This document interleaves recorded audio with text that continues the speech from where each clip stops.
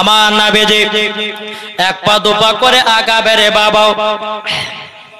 কিতাবের মধ্যে পাওয়া যায় বাবা উটের ষাঁড় এসে বাবা চি চি চি চি করতে লেগেছে, নবীকে আর আগে যেতে দেয় না। গায়েবী আওয়াজ আসলো, বলে হাবিব গো, আপনাকে দুনিয়াতে সাধারণ মানুষ করে পাঠাই নাই, আপনাকে পাঠিয়েছি রহমাতাল লিল আলামিন করে। জোরে বলুন সুবহানাল্লাহ। আল্লাহ পাক আল্লাহ তাআলা বলেন ওয়া মা আরসালনাকা ইল্লা রাহমাতাল লিল আলামিন। আল্লাহ বলছে হাবিব গো, আপনাকে দুনিয়াতে পাঠাই নাই, যদি পাঠিয়েছি আপনাকে রহমাতাল লিল আলামিন করে পাঠিয়েছে। গায়েবী আওয়াজ আসলো, নবী গো, আপনাকে খেলার জন্য দুনিয়াতে পাঠাই নাই। ওগো নবীজি, আপনি খেলাধুলা করতে যাবেন না, আবার অন্য রাস্তা দিয়ে যায় বাবা। আবার বাবা যে গরুর ষাঁড় বাবা যে চি চি করে আওয়াজ করতেছে, আবার কে যেন গায়েবে আওয়াজ দিতেছে। ওগো নবীজি, না খেলাধুলা করতে যাবেন না। তাই হাদিস শরীফ থেকে প্রমাণিত, আমার নবীজি জীবনেও বাবা খেলা করে না। সুবহানাল্লাহ। আমার নবীজি কোনদিন বাবা খেলা করে না। আমার নবী মুস্তাফা জীবন চুল পরিমাণের মিথ্যা কথা বলে না।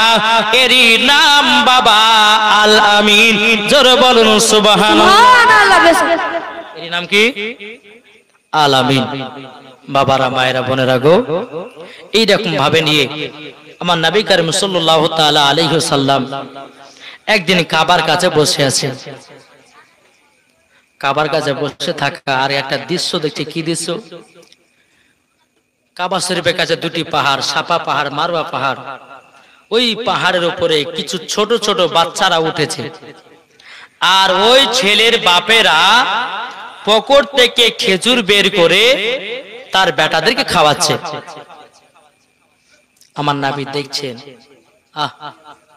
আমার আব্বা কোথায় আছে, আমার আব্বাজান কোথায় আছে। আমার নবীজি এক পা দুপা করে মা আমিনার কাছে গিয়ে গলাটা ধরে বলছে, মা, মাগো, আমার আব্বাজান কোথায় আছে মা। বেরাদর ইসলাম, যেমন বাবা এই কথা বলেছে, বাবা হযরতে মা আমিনা চোখের পানি জড়ায় কান্না করতে লেগেছে। বেটা, তুমি হঠাৎ করে তোমার আব্বার কথা মনে করালে কেন? তোমার আব্বা তো এখানে নাই, তোমার আব্বা জান কবে তো দুনিয়া ছেড়ে অন্ধকার কবরে চলে গেছে। আমার নবীজি বলছে, মা গো মা, আমার আব্বার কথা হঠাৎ করে মনে পড়লো, কারণটা কি জানো? আমি যখন কাবার কাছে বসেছিলাম, বাচ্চা বাচ্চা ছেলেরাও ওই পাহাড়ের উপরে উঠে তার বাপেরা খেজুর খাওয়াতেছে। ওগো মা, আমার আব্বার কথা মনে পড়ে গেল। হযরত মা আমিনা বলছে, বেটা বেটা, তুমি যখন আমার গর্ভে ছিল গো বেটা, তোমার আব্বা মুলকে সামে ব্যবসা করতে গিয়া আর মক্কাতে ফিরে আসলো না, আর মক্কাতে ফিরে আসলো না।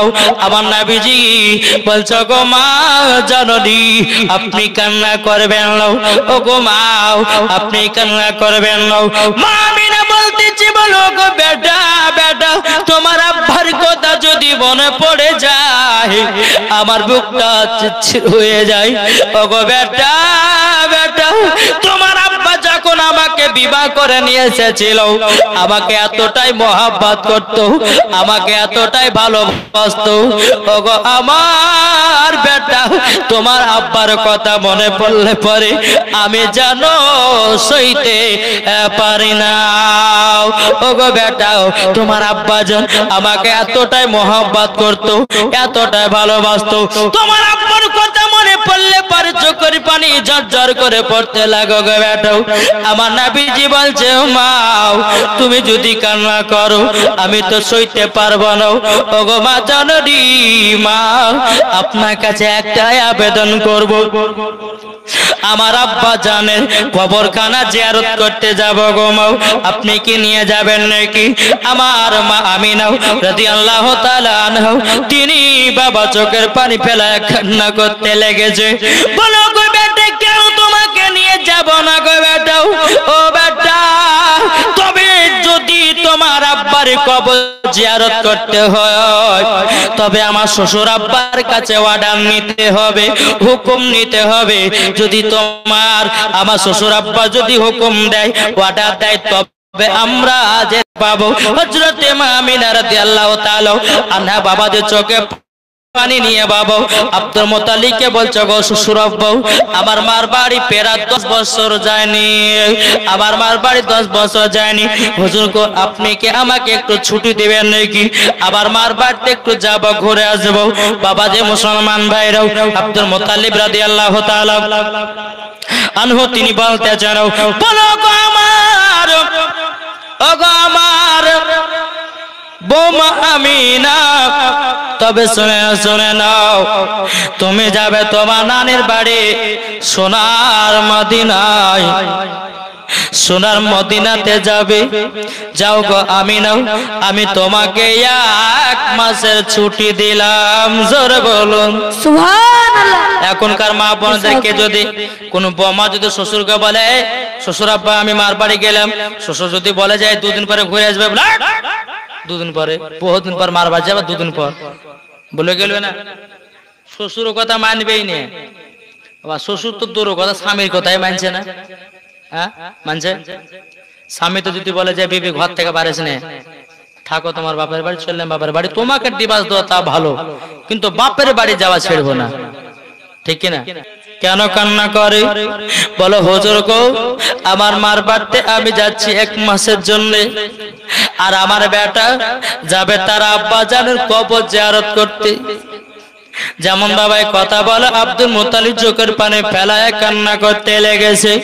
ও গো বৌমা আমিনা, তুমি এমন কথা আমাকে মনে করালে বৌমা, আমার ছোট বেটা আব্দুল্লাহ মুলকে সামে ব্যবসা করতে গিয়ে আর ঘুরে আসলো না। এ বৌমা আমিনা, বৌমা আমিনা, আমি যে সহ্য করতে পারি না গো, আমার ছোট বেটা আব্দুল্লাহর কথা মনে করে দিয়েছো, আমি সহ্য করতে পারি না। বাবা মা আমিনা রাদিয়াল্লাহু তাআলা আনহা বলতেছে, বলো আব্বা হুজুর, আপনার পোতা তিনার আব্বা জানের কবর জিয়ারত করার জন্য আমার কাছে আবেদন করছে। বাবা যে আব্দুল মুত্তালিব বলছো, গো আমিনা, আমিনা তোমার কাছে একটাই আবেদন করব, যাও যাও, কিন্তু 1 মাসের ভিতরে ফিরে আসবাও। হযরতে মা আমিনা রাদিয়াল্লাহু তাআলা আনহা বলছো, গো আব্বা হুজুর, আপনার কথা মতে আমি 1 মাসের ভিতরে মক্কা ফিরে আসবো। আমার আল্লাহ বলছে, গো আমিনা, আর তুমি মক্কায় ফিরে আসতে পারবে না, মক্কাতে আর ফিরে আসতে পারবে না। বাবা যে মুসলমান ভাইরাও, হযরতে মা আমিনা রাদিয়াল্লাহু তাআলা আনহা তিনি বলতেছেন, বলো গো আমার হুজুর, তাহলে আমরা যাব নাকি এখন মদিনা শরীফ? বলে যাবে আমিনা, তুমি তো মহিলা, তোমার সঙ্গে একটা পুরুষ দরকার আছে। কিসের দরকার? কি গো, একজন মহিলা যদি বাবা কালিয়াচক যায়, এখন তো মহিলাদের লাগছেই নেই, বলে স্বামী না হলেই ভালো, 1 লাখ লাখ ঘোরা ওদের অভ্যাস। বাবা যে আব্দুল মুত্তালিব বলছে, বাবা আমিনা, সে সোনার মদিনা যাবে, তুমি একা যাবা? তো এক কাজ করো, কাকে দেবো কাকে দেবো? উম্মে আইমানকে ডাকা হলো। এ উম্মে আইমান শোনো, এ দেখো আমার ছোট বৌমা আমিনা যাচ্ছে সোনার মদিনায়, যাও সুন্দর করে নিয়ে যাবা, আবার নিয়ে এসে মক্কায় পৌঁছে দিবা। ঠিক আছে হুজুর। একটা উট ফিট করা হলো। উটকে নিয়ে আসার পরে মা আমিনা উটের উপর চড়েছে, আর পেছনে আমার নবী মুস্তাফা মায়ের মাজা ধরে আছে। জোরে বলেন সুবহানাল্লাহ। উম্মে আইমান উটের লাগাম ধরে টানছে। বাবা উট কিন্তু আগে যায় না, এত টানছে উট যাচ্ছে না। উম্মে আইমান বলছে, বলে আমিনা গো, ছোট মুখে বড় কথা বলাটা ঠিক নয়, তবে একটা কথা বলবো। বলে কি কথা? বলে উট মনে হয় এই কারোর জন্য আগে যাচ্ছে না যে দুজাহানের বাদশাকে পেছনে রেখেছেন তার জন্য। জোরে বলেন সুবহানাল্লাহ। বলে তাই নাকি? বলে হ্যাঁ। আমার নবীকে কি করলেন বাবা, পেছন থেকে নিয়ে নবী মুস্তাফাকে আগে বসিয়ে দিলেন। বেরাদার, আগে যখন বাবাজি বসিয়ে দেওয়া হলো, এক পা দু পা করে উঠ বাবা আগে চলতে লাগলো। চলতে চলতে চলতে বাবাজি দুই ভাঙড়ি রাস্তা দেখা যায়। এদিকে একটা রাস্তা আর এদিকে একটা রাস্তা। ওই সামনে গিয়ে বাবাজি উঠ থেমে গেছে। উম্মে আইমান বলছে, বলে কি গো উম্মে আইমান, উঠ থেমে গেল কেন? মা আমিনা বলছেন, বলে মাইমান, আমি মার বাড়ি সেই 10 বছর পর যাচ্ছি, তাই কোনটা মদিনা যাওয়ার রাস্তা আমি চিনতে পারছি না। বেরাদার ইসলাম মুআদ্দাস সামানে কিরাম, হযরত মা আমিনা রাদিয়াল্লাহু তাআলা আনহা তিনি বলতে যখন মাইমান, আমার স্বামী আমাকে বিয়ে করে নিয়ে গেছিল মক্কাতে, আমি 10 বছর পর মার বাড়ি যাচ্ছি। 10 বছর পর আমি তো বুঝতে পারি না কোনটা মদিনা যাওয়ার রাস্তা, এটা মদিনা যাওয়ার রাস্তা না এটা মদিনা যাওয়ার রাস্তা, চিনতে পারি না। এদিকে আমার নবীজি বলছে, মা জননী মা, ওগো মা কি ব্যাপার, উঠ কেন আগে যাই না? আমার নবীজি মা বলতেছে, হযরতে মা আমিনা রাদিয়াল্লাহু তাআলা আনহা তিনি বলতেছে, ওগো বেটা বেটা, তোমার আব্বা আমাকে 10 বছর আগে বিয়ে করে রাস্তা দিয়ে নিয়ে গেছিল, আমি তো 10 বছর পর তোমার নানের বাড়ি যাচ্ছি, কোনটা মদিনা যাবার রাস্তা আমি তো জানতে পারি না, আমি তো বুঝতে পারি না। আমার নবী বলতেছে, মা তুমি কি চিনতে পারো না মদিনা যাওয়ার রাস্তা? মা আমিনা রাদিয়াল্লাহু তাআলা আনহা তিনি বলতেছেন, বলো গো বেটা আমি তো চিনতে পারি না। আমার নবী বলতেছে, হাজা তারিকাতুল মদিনা, মাগো মা এটা হলো মদিনা যাওয়ার রাস্তা। সুবহানাল্লাহ। আমার নবী বলছে, হাজা তারিকাতুল ইয়ামিন, এটা হলো ইয়ামিন যাওয়ার রাস্তা। হাজা তারিকাতুল মদিনা, এটা হলো মদিনা যাওয়ার রাস্তা। হযরতে মা আমিনা বলছে, বেটা তোমার নানি বাড়ি তো তোমাকে কোনোদিন আমি নিয়ে আসেনি, ও বেটা তুমি চিনলে কি করে রাস্তা গেলে বলো না? আমার নবী বলছে, মা আমি যখন মক্কাতে আগমন করলাম, ওগো মা জাররি আপনি আমাকে চাদর দিয়ে ঢেকে রেখেছিলেন, ওগো মা আল্লাহ পাক আল্লাহ তাআলার ফেরেশতা হযরতে জিবরিল আমিন সারা পৃথিবীর রাস্তা গলে চিনায়া দিয়েছে। সুবহানাল্লাহ। নারী তাকবীর, আল্লাহু আকবার। নারী রিসালাত, মাসলাকে আলা হাজরা, জিন্দাবাদ। চিনিয়েছে রাস্তা। কি গো হযরতে জিবরিল আমিন জোরে বলেন সুবহানাল্লাহ। বেরাদার ইসলাম মুআদ্দাস সামানে কিরাম, একবার দরুদ পড়ুন, আল্লাহুম্মা সাল্লি আলা সাইয়্যিদিনা মাওলানা মুহাম্মদ ওয়া আলা আলি সাইয়্যিদিনা মাওলানা মুহাম্মদ, জন্ম আমারি নবে যোগে। গজল বলবো না, ছেড়ে দেবো গো। কালকে তো বেশি গজল বলেছে, বলেছে কাওয়ালে গাইছে। বাবা যে মুসলমান, কত জনের মুখে কত কথা শুনবো রে বাবা। আমি জীবনী করি বাবা, যে কোনো ছাড়ছুড় জীবনী নাই। অনেক অনেক বক্তা বাবাজি কি করে না করে যায় না, কিন্তু আমি যেগুলা বলবো সেগুলা আপনাদেরকে শুনতে হবে, ঠিক কিনা? কিন্তু বেরাদার ইসলাম মুআদ্দাস সামানে কিরাম, এখন যদি কোনো ব্যক্তি যদি বলে যে জীবনতে কাওয়ালি গাইছে, কাওয়ালি মানে আলাদা, গজল মানে আলাদা। এক জায়গাতে গিয়ে বাবা জালসাকে দেখেছি, একটা এই সাদা কাপড় পরায়া খাটের উপর শুয়ায়া এই গজলটা বলছে, একদম বলছে, ও মূলবে গানের সুরে গজল গাছে, আমি যাই তোর বাপের সুর থাকলে আমার দে না, তোর বাপের সুরে গা হবো, সুদ দিতে পারবে না, আর মূলবিরা আপনার গজল গাইলে পরে লাগে যাবে বাদে। বেরাদার ইসলাম মুআদ্দাস সামানে কিরাম, তাই বলতেছে বাবাজি কাওয়ালি হচ্ছে আলাদা, কাওয়ালিতে ঢোল বাজনা থাকে নাকি? কি গো কথা বলছেন না? এখানে কাওয়ালিতে ঢোল বাজনা থাকে, এখানে কাওয়ালি হয়েছে না জীবনী হয়েছে? বাবাজি মুসলমান উল্টে পাল্টা কথা বললে পরে বাবাজি তাকে তোবা বিল্লাহ করতে হয়। এক জায়গাতে কি আছে, জীবনী করতে গেছি 3 দিন, জীবনী বক্তা না এলে পরে হয় না ওদের।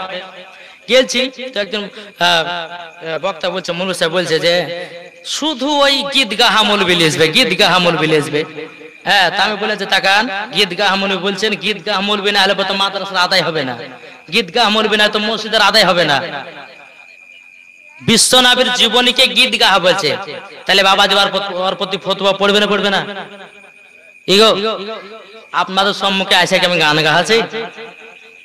নাবিজির জীবনী বলছি বাবা, এই নাবির জীবনতে যদি এক ফোঁটা জল ফেলে দিতে পারেন বাবাজি মুসলমান সোনামানিকেরা, ওই জলের বাবাজির ওসিলাতে কাল কিয়ামতের ময়দানে জাহান্নামের আগুন নিভিয়ে যাবে। জোরে বলে সুবহানাল্লাহ। বেরাসান্তা বলছে জন্ম আমারই নাবে যোগে হলে কেমন হতো, জন্ম আমারই নাবে যোগে হলে কেমন হতো, দুনিয়ার রাসূল পাক দুনিয়ার রাসূল পাক দেখিলে কেমন হতো, জন্ম আমারই নবী যোগে হলে কেমন হতো, জন্ম আমারই নবী যোগে হলে কেমন হতো। জোর করুন সুবহানাল্লাহ। আসতো ভেসে হাজরতে বেলালের মধুর আযান, জোরে বলুন আসতো ভেসে হাজরতে বেলালের মধুর আযান, যে আযানে ইয়াতই প্রেম মুগ্ধ রহমান, দয়াল নবীর পেছে নামাজ পড়লে কেমন হতো, দয়াল নবীর পেছে নামাজ পড়লে কেমন হতো, দুনিয়ার রাসূল পাক দুনিয়ার রাসূল পাক দেখিলে কেমন হতো, জন্ম আমারই নবী যোগে হলে কেমন হতো। জোরে বলুন সুবহানাল্লাহ।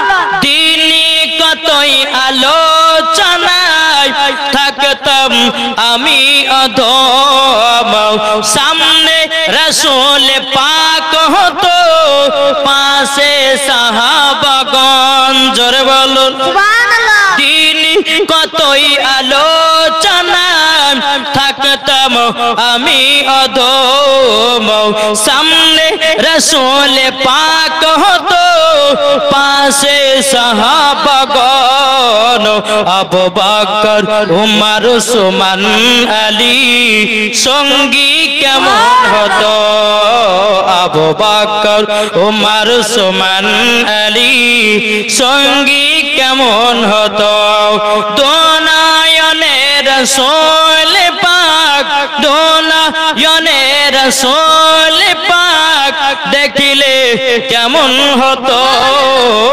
জন্ম আমারই নবী যোগে হলে কেমন হতো। আল্লাহুম্মা সাল্লি আলা সাইয়্যিদিনা মাওলানা মুহাম্মদ আলা আলে সাইয়্যিদিনা মাওলানা মুহাম্মদ সাল্লাল্লাহু তাআলা আলাইহি সাল্লাম। বাবাজি আমার নবী বলছে মা গো এটা হলো মদিনা যাওয়ার রাস্তা, জোরে বলেন সুবহানাল্লাহ। মদিনার দিকে চলতে লাগলেন, চলতে চলতে বাবা একটা জায়গায় এসলো, আসার পরে বাবাজি আমার নবী যে বলতেছে মা ও গো মা এই জায়গাতে একটুখানি দাঁড়িয়ে যাও গো মা। বলো বেটা কেন? বলো মা গো মা এটাই হলো মাকামে আবু আবা জায়গা, জোরে বলেন সুবহানাল্লাহ। আমার মা আমিনা রাদিয়াল্লাহু তাআলা আনহা তিনি বলতেছেন বলো গো আমার বেটা এই জায়গাতে কিসের জন্য দাঁড়াতে বললে বলো না। ও গো মা জানদি মা ওই জায়গা একটা খবর দেখছো গো মা, ওটাই হলো আমার আব্বা জানের কবর, ওটাই হলো আমার আব্বা জানের কবর। হযরতে মা আমিনা রাদিয়াল্লাহু তাআলা আনহা তিনি বাবা চোখের পানি ফেলায় বলতেছো